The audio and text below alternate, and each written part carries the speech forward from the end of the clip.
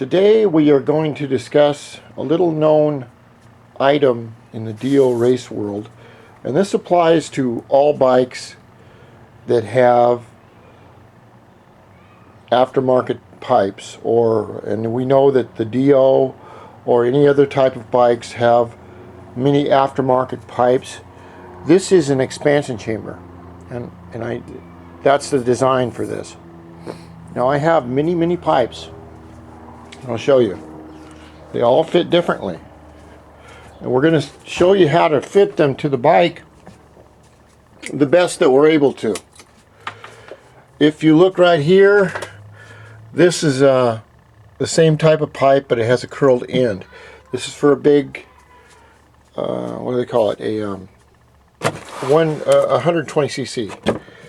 Here we have a stainless steel flangier right here for 120cc.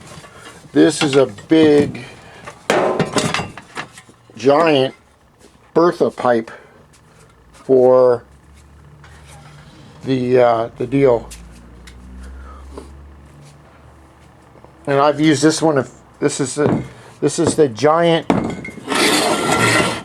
flangier, and I repainted it, and I used a 1100 coat heat paint. I should have used like a 2400, and it's in perfect shape except for the fact that I should have used a better heat paint on it. But all these pipes have one thing in common: they don't fit right. Okay?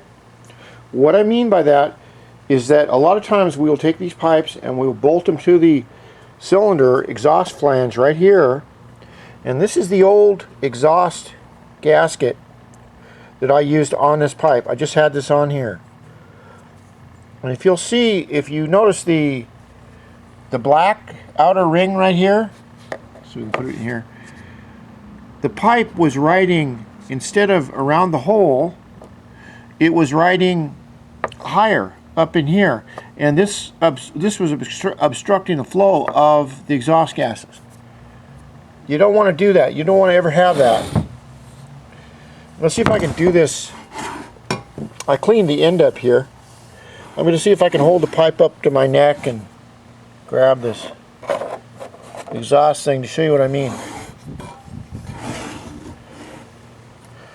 Now the exhaust gasket fit right here, okay, and it should fit absolutely perfectly between the pipe and the cylinder. But what this one had done is it was riding like up like this, okay, and what it means is that you're losing, you have an obstruction right here on this side, and the gas is not freely going through there. So the thing is that we have to adjust the pipe to the cylinder. And a lot of times we just put it on there, get it close, bolt it down and say to hell with it. Well, you can't really do that if you want more power. You can lose power by not doing this correctly.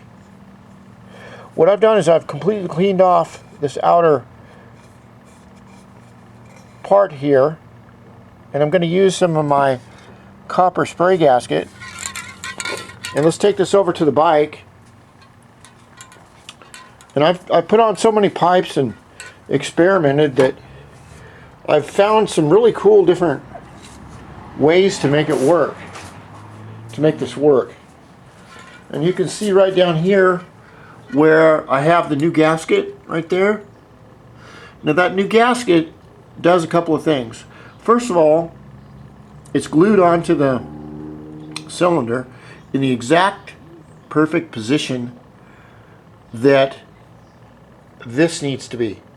What I mean is, when I put this end of the pipe